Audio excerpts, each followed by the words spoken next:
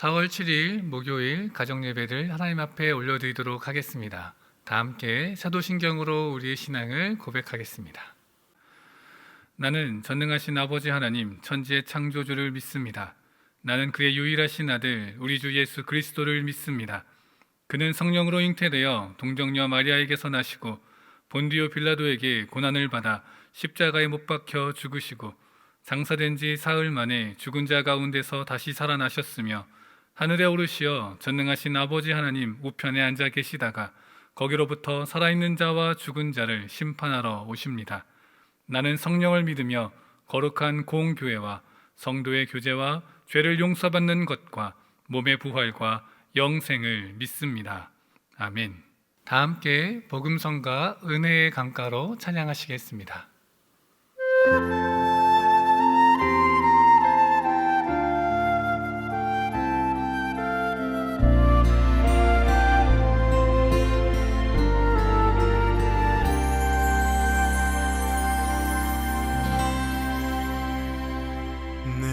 주의 은혜 강가로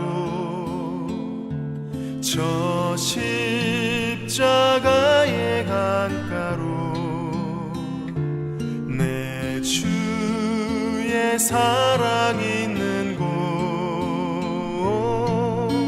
내 주의 강가로 내 주의 은혜 강가로 저 십자가의 강가로 내 주의 사랑 있는 곳 내 주의 강가로 가람 나의 생수로 가득 채우소서 피곤한 내 영혼 위에 내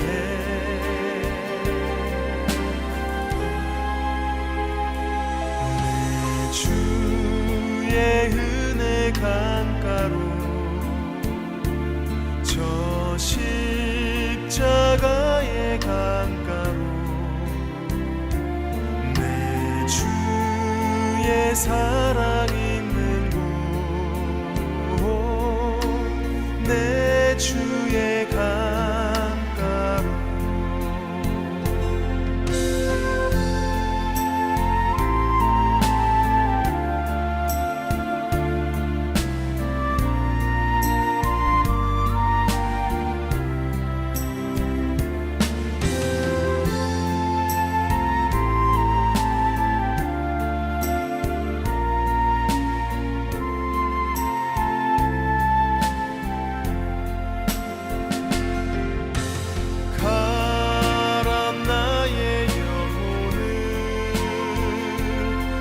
생수로 가득 채우소서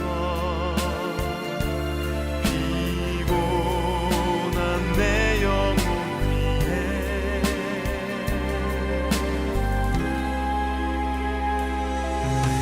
주의 은혜 강가로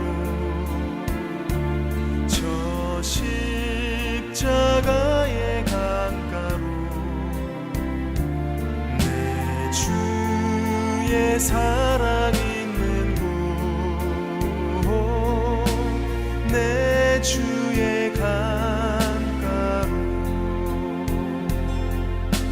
내 주의 강가로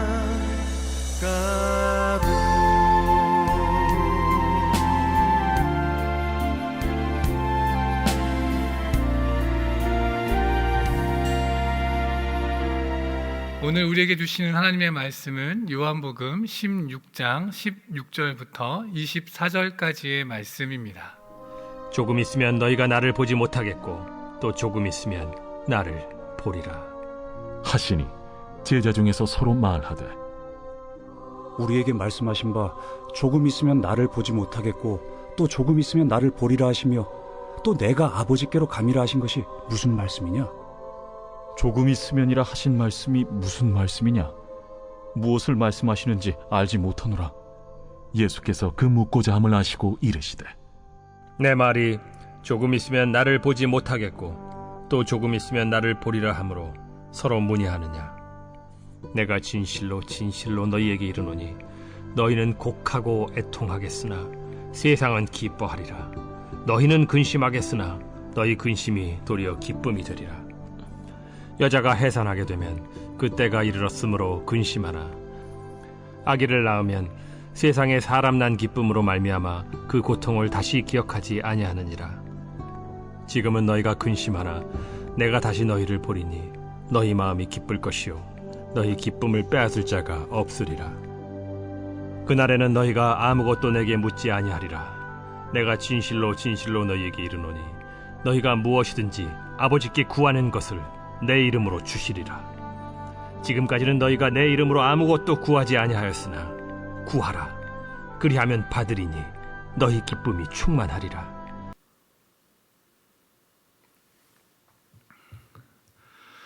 예수님의 제자들이 예수님께서 하신 말씀 중에서 가장 큰 충격을 받았을 말씀이 있다면 단연코 순환 예고가 아닐까 싶습니다. 예수님 당신께서 죽음을 당할 것이다 라고 선언하시는 그 말씀을 들었을 때의 충격을 어떤 말로도 표현할 수 없었을 것입니다. 아마 이것이 무슨 비유일까, 어떤 말씀을 하시기 위해 이런 말씀을 하시려고 하는 걸까라고 이해 못하면서 넘겼을 수도 있을 것 같습니다. 누구도 거스를 것이 없었을 것 같은 예수님, 그 예수님께서 죽음과 또 부활을 이야기하시니 아마 이해가 도저히 되지 않았을 것입니다. 사실 예수님께서는 사역하시는 동안 상징과 비유를 통해서 자신의 정체성에 대해서 말씀하시고 또 하나님의 일하심과 세상과의 관계를 설명하시고는 하셨습니다. 눈에 보이지 않고 손에 잡히는 개념이 아니기 때문에 상징과 비유를 통해서 설명을 하실 수밖에 없었습니다. 그렇기에 예수님과 함께하는 제자들조차도 그것이 어떠한 말씀인지 이해하지 못하는 경우들이 있어 왔습니다. 대표적인 예를 들자면 씨 뿌리는 자의 비유입니다. 그 비유를 이해하지 못하는 모습을 제자들이 보이자 예수님께서는 그 비유를 하나하나 설명해 주신 것을 우리는 살펴볼 수가 있습니다. 그리고 예수님께서 죽음과 부활을 이야기하실 때에도 제자들은 이해를 하지 못하는 모습을 보여주고 있습니다. 17절과 18절 말씀에 제자들의 물음이 기록되어져 있습니다. 제자 중에서 서로 말하되 우리에게 말씀하신 바 조금 있으면 나를 보지 못하겠고 또 조금 있으면 나를 보리라 하시며 또 내가 아버지께로 감이라 하신 것이 무슨 말씀이냐 하고 또 말하되 조금 있으면 이라 하신 말씀이 무슨 말씀이냐 무엇을 말씀하시는지 알지 못하느니라 하거늘 이라고 기록하고 있습니다. 제자들이 궁금해한 단어 중에 조금 있으면 이라고 하는 단어는 미크로스라고 하는 원어를 가지고 있습니다. 이 단어는 시간이나 공간 그리고 상태를 이야기할 때 작다라는 그런 의미를 담고 있습니다. 요한복음에는 이 단어가 총 8번 등장하게 되는데요. 주로 예수님의 죽음과 관련해서 제자들과 함께 잠시 세상에 함께 있을 것이다 라는 개념으로 사용되어졌습니다. 아울러 예수님께서는 부활과 관련해서도 이 단어를 쓰신 것이 나타납니다. 이 말씀, 오늘 있었던 제자들과 나누는 이 부활과 죽음에 대한 말씀은 6월절 최후의 만찬을 제자들과 함께 하시고 이제 정말 마지막 식사 자리에서 하신 마지막 내용들, 말씀들입니다. 예수님께서는 이 땅에서 육신으로 제자들과 함께 하실 날이 정말 얼마 남지 않았습니다. 잠깐 남았습니다. 이제 조금만 지나면 예수님께서는 십자가에 달리실 것입니다. 하지만 그 죽음이 참담한 죽음이 아니라 승리의 죽음이 될 것입니다.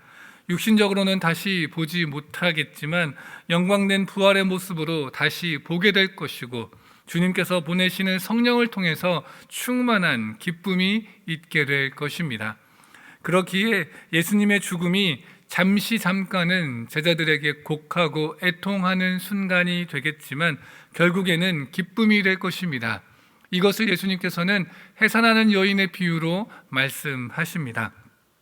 새로운 생명이 태어나기까지 그 여인이 겪어야 하는 산고는 세상의 그 어떤 고통과도 바꿀 수 없을 정도로 아프고 고통스러운 것이지만, 그로 인해 얻어지는 새 생명의 기쁨은 세상의 그 어떤 것과도 비교할 수 없고, 그 감격은 세상의 어떤 것과도 바꿀 수 없는 가장 크고 값진 것이 됩니다.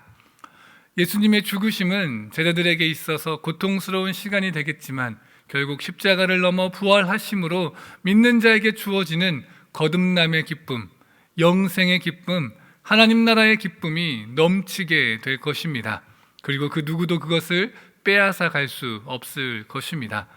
예수님께서 아버지께로 돌아가시게 되면 우리는 예수님의 이름으로 기도하는 권세를 또한 얻게 됩니다. 하나님께 직접 나와 예수 그리스도의 이름으로 기도할 수 있게 되는 것입니다.